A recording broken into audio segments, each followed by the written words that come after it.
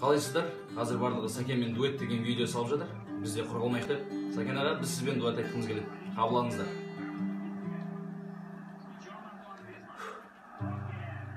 Мені сағынба, сағынба, енді керек емес, енді бәрі де кеш. Неге тағы да қайта оралдың тез, бұл ойын емес. Ұмытшы мені тез, қиналдым оны сез, маған да саған жақсы.